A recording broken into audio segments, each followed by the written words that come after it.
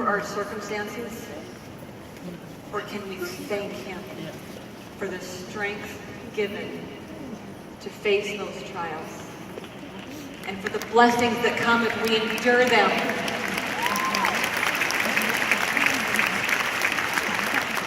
I want you to know that I know that if we can spend our energy on trying to be obsessively grateful in our times of trial, our hearts are changed, we are strengthened, and we are blessed. And for that, I am obsessively grateful.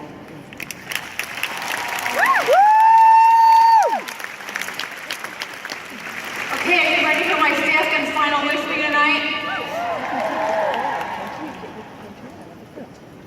I wish that you would be able to experience poorness in wealth and richness in poverty. Hopefully, as I explain this wish further, you'll realize that this wish actually has little to do with your financial status at all. I grew up very poor, but yet I felt like I had experienced richness beyond measure. Let me share a little bit more about myself that will illustrate this even further. As I share some of my own experiences over the next 5 or 10 minutes-ish, I want you to think about how this is relevant in your own life. I'm going to simply share a few experiences of my own, and I want you to apply this principle in your life. Our family has been pretty open with the fact that we had very little money growing up. We went without a lot of things, but none of that seemed to matter to me when I was little. Until I got to be about 12 years old. I knew I was blessed with an awesome family and incredible parents. I definitely hit the jackpot there. I realized at the age of 12 that money certainly didn't bring happiness, but money did afford conveniences and luxuries that I wished I had. I call them conveniences. Some people may call them necessities. I wanted things like conditioner for my hair. I wanted new clothes, cute new clothes instead of holy hand-me-downs that didn't fit. I wanted regular minty toothpaste instead of baking soda. I wanted makeup, I wanted perfume, I wanted cute clothes. Pretty typical things that a 12-year-old girl would want. My 2 older siblings, Mark and Sherilyn, were able to afford those things for themselves because they had jobs. So in a very matter-of-fact perspective, I decided that if I wanted those things too, then I better get a job. So at the age of 12, I got my first real job. I convinced a local gym called Cheryl's Body Shaping in Meridian, Idaho, to hire me to work in the daycare every day after school. So here's a baby watching babies, but you know. I worked from 3 o'clock in the afternoon every day after school until 7 o'clock in the evening, which is when the gym daycare closed. I was too young to drive myself to work, so my sister, Sherilyn, would drop me off and pick me up every day because she had a job at Chuck Wagon, bussing tables. And Chuck Wagon was close to the gym that I worked out, so she worked the same hours, and so she would drive me. It didn't take my employers long to figure out that I was responsible, I was a hard worker, and I was maybe more determined than a lot of other 12-year-olds were. So less than a year later, I got my first promotion at the age of 13. I was promoted to work in the sales department 2 of the 5 days that I went there every week. They put me on the phone where I would call everyone who had put their name in a jar to win a 1-week free membership. I would call and congratulate them on winning a free week and arrange for them to come in and redeem their week. But what they didn't know is that everyone who put their name in the jar got the same call from me that they won a free week. They had put these jars in various places throughout the town. And I was incentivized financially by how many of those people would actually come in to redeem their free week. So I learned that I liked working in sales and that I was good at it. I also learned that people only take you as seriously as you take yourself, and that the person on the other end of the phone doesn't have to know that you're only 13 years old and you have zero experience. I learned that confidence is both a reality and a perception. I pretended that I knew exactly what I was doing and exactly what I was talking about. The principle I still preach today: fake it till you make it. I actually learned at the age of 13. I still apply that principle today. What you don't know is I'm still faking it. When I was 14, Sherilyn got a new job across town, and that meant I no longer had a ride to work every day in that side of town. And even though in Idaho you can get your driver's license when you're 14, we only had one car to share amongst us, and Sherilyn was older and she was driving. Sherilyn hated her job at Chuck Wagon with a passion. So when she quit her job at Chuck Wagon, she got a new job at a place called Zero Defects. It meant that I no longer had a right to work. So I had to quit my job at Cheryl's Body Shaping. Sherilyn was such a good worker that after 3 weeks of her being on her new job, she asked them if they would be willing to also hire me, her younger 14-year-old sister. They agreed. So at the age of 14, I'm working at a place called Zero Defects, where I assembled tiny little computer parts. The red wire goes in hole 1, the blue wire goes in hole 2. And then you would take that tiny computer part and you would attach it to a bigger computer part. Very tedious. But it paid better than both of our old jobs, so Sherilyn and I were super happy. And they also let you listen to music, headphones, so. Every employee had their own number stamp that you would be required to stamp on that little computer part once you had assembled it, so they would know who to come after if there were errors. So they rewarded their employees who had high output, but could also go a week without any errors. So you had to have a certain number of assembled units while still making zero errors to be recognized. So while at Zero Defects, I learned accountability and how to take pride in my work. I also learned that quantity only matters if it's accompanied with quality. I worked there until I was 16 years old. And at that time, they had built a brand new mall in Boise, and one of the stores there was called Petland at the time. So being a 16-year-old teenager, I thought it would be super cool to work at the mall, and who wouldn't want to work with cute, cutty little animals? There I am. You like my hair? They sold all sorts of animals, but mostly puppies and some fish and some birds and lizards and all that. I knew very little about any of these animals, but the job sounded fun. At first, I was hired to work in the back with the puppies to feed them and clean up their poop.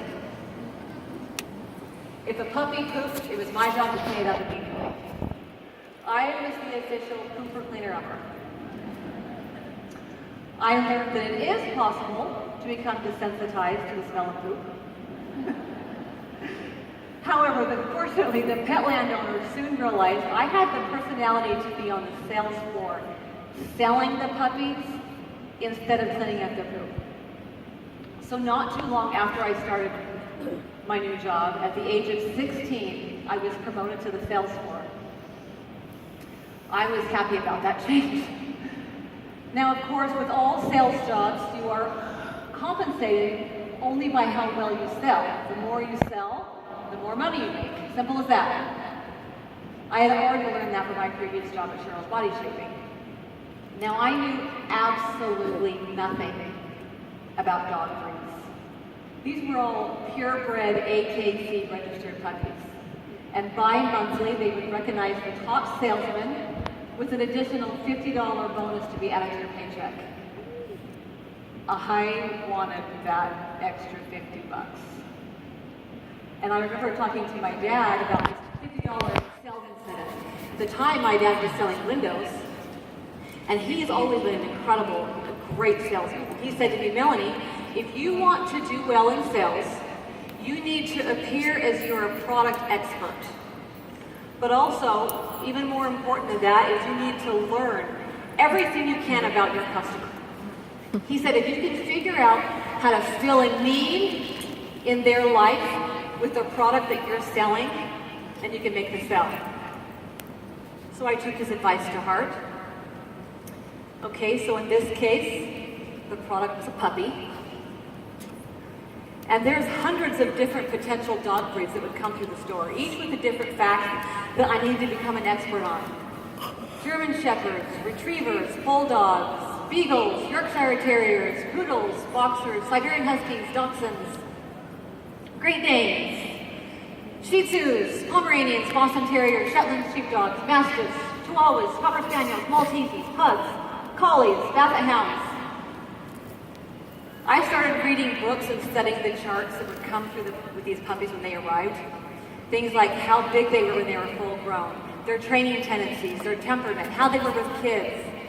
It took me a while, but I soon started to figure out that if, for example, an older lady comes in and she lives alone, she has no husband and no kids at home, and looks like maybe she's a homebody, that I should probably first introduce her to a lap dog, like a Pekingese or a Maltese. I shouldn't try to sell her a Yappy Terrier. But contrary to that, if a woman walked in with 3 kids in tow, I find out that she has a few acres, and maybe I should introduce her to a Golden Retriever or a Black Lab or a Cocker Spaniel. Before long, I became the top salesman. I loved my job. I loved trying to marry the perfect breed of dog with the customer. So by the age of 18, I was the store manager while also consistently the top salesman, and I was the employee trainer at Petland.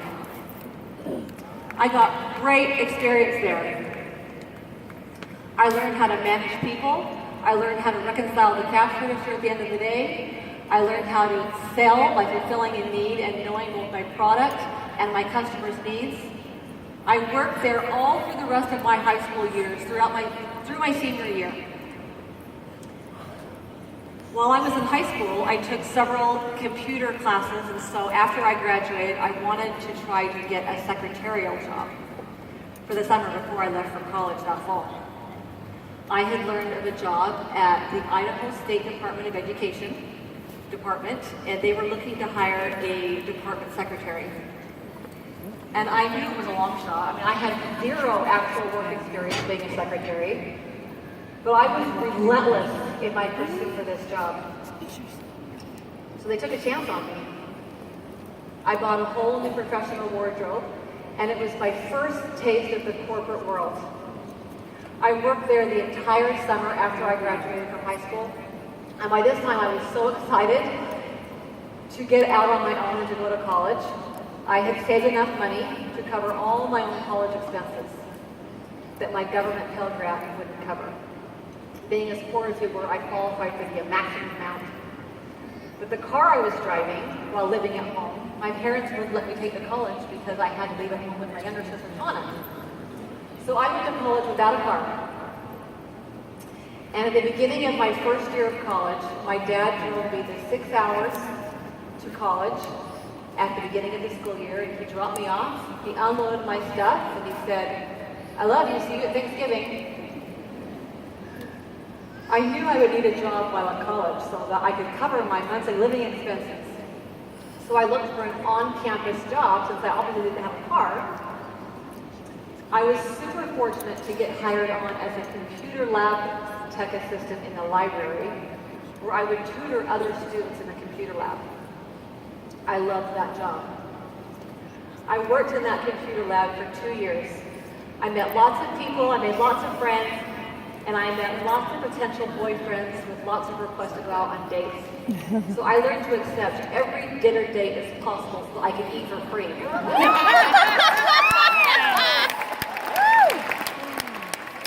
Well, one of those dinner request was from a handsome man from Canada named Derek Huscroft. Also known as Brown Derek. You all know White Derek. I fell in love hard. Almost instantly. We dated all year until he left for a 2-year mission to Berlin, Germany. Nice. I transferred to Boise State University. I got another corporate job working for an international construction company called Morrison Knudsen as a corporate buyer. And that was probably my most favorite job ever. I learned that I was really good at negotiating and saving the company money, thousands, sometimes millions of dollars, just by building relationships and learning how to be a good negotiator. I learned so much about the corporate world and that I loved working in purchasing. I worked there almost 6 years. And during those next 6 years, I got married and I was able to put my husband through his first few years of school. Many years later, after my husband graduated and a lot of years of struggling with infertility, we finally started a family. We made the decision that I would stay home with our children. After my husband, Derek, graduated, he started his career as a graphic designer and then eventually an art director. And I was a stay-at-home mom for 16 years while my husband provided for our family. I loved it. And still to this day, motherhood is my most challenging and yet rewarding job.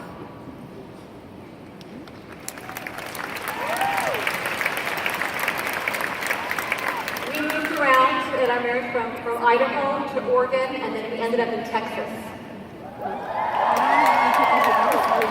By this time, we had 4 children, and my husband was a successful art director for an international nutritional and supplements company. I thought we'd probably live in Texas forever, or at least I hoped so at the time. I loved living there. However, after several years of my husband working for this company, the owners decided to change their branding and their marketing strategy. Instead of using fitness models and athletes to advertise their brand, they wanted to use more scantily dressed or half-naked women in sexual positions to sell their products. It was a complete rebrand, and my husband wasn't comfortable with this, and ultimately he lost his job because of it. At the time, being a one-income family, it was devastating, but it ended up being a huge blessing in disguise. At first, when he lost his job, he started looking for work close to our home in Dallas. Then after a month of unemployment still, he opened up his job search to all of Greater Dallas. I did not want to move. I really didn't want to move. I loved where we lived. I loved people, I loved my friends, I loved my house, I loved my neighborhood. I did not want to move. However, it soon became obvious that perhaps he needed to extend his job search to look outside of Texas. So I told my husband, okay, I accept the fact that we're probably going to have to move, but I will not move to Idaho or Utah. You can look anywhere outside of Texas other than that, but you cannot make me move to Idaho or Utah. I had no desire to move back to Idaho, where I grew up, and I had no desire to live in Utah and have that Utah setback. Well, after about 5 months of unemployment and still searching, we were completely out of money and we were desperate for work.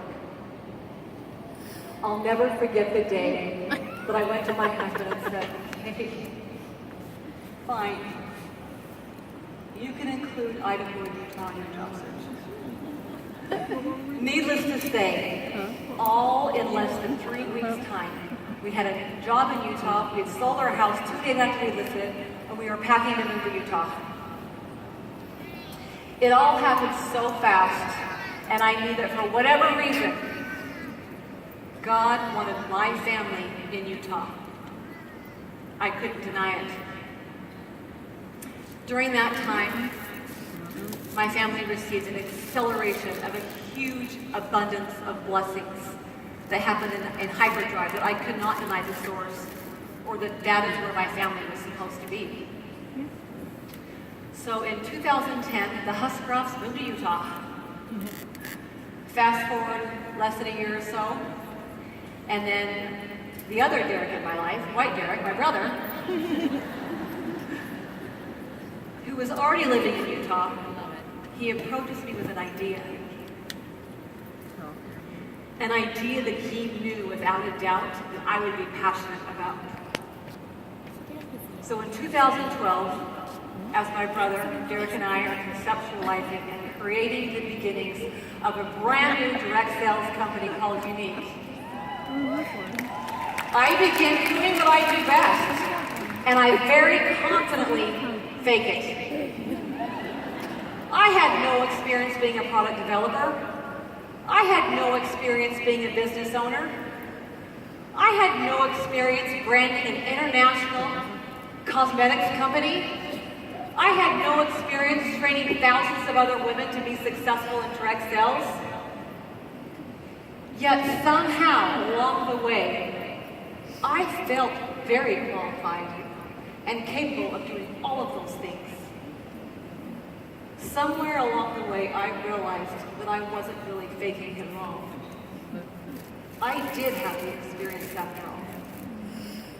Somewhere along the way, I knew that God had prepared me for this role my entire life.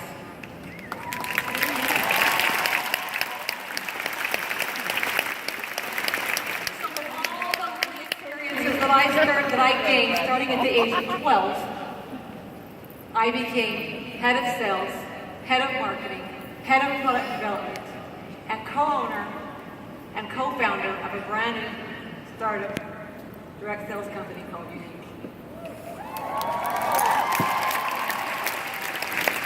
Now, my brother Derek, from the very beginning, he knew my strengths. He knew my skills. He knew my desires. He knew what I was capable of. He never doubted my abilities. So what do? I believe and I trust in my experience, and I give it my all. And I promise that I've given it my all every single day for the past 4 years, and I will continue to do so.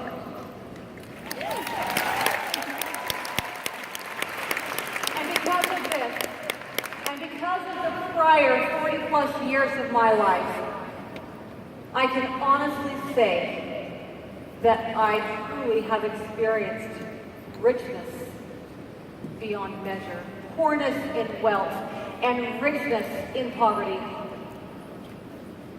And very little of it has to do with monetary financial deficit for gain. I can say with 100% surety and pride that I have experienced richness beyond measure my entire life. Back when I was 12 and 14, and then 16, I was rich. I was stinking rich. Rich beyond measure. So even now, today, while I certainly have a few more zeros in my bank account than I did back then, I am no richer today than I was back then. Now, of course, I am beyond grateful for the incredible financial blessings that have come to me and my family. But truly, money does not bring greater happiness. Happiness comes from gratitude in what you already have.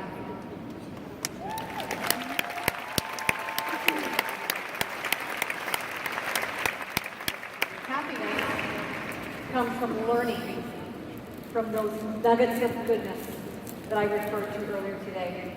To be obsessively grateful, no matter your circumstances. That is what brings you riches beyond measure. I encourage you to reflect and ponder on your life, and you will also realize that because you have struggled, because your life has not been perfect, because you have had to fight for the things that you want the most in your life, because of all of this, I wish for you to have more moments of poorness in wealth and richness in poverty. so that you too can appreciate and realize that you have experienced riches beyond measure. And that is my wish for you.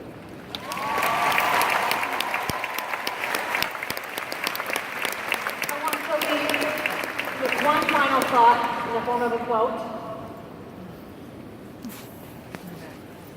Orson M. Whitney said, "No pain that we suffer, no trial that we experience is wasted.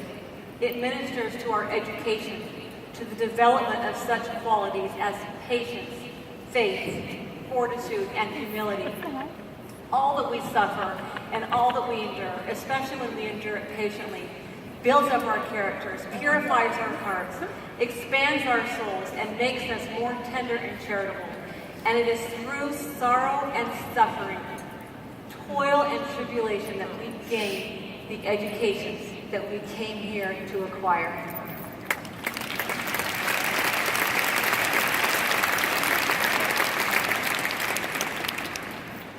I want you guys to know how much I love you. And how grateful I am for all of you. I truly love you. Love you. You guys want to take my little brother out? I welcome to the stage my brother, my business partner, Derek Maxfield.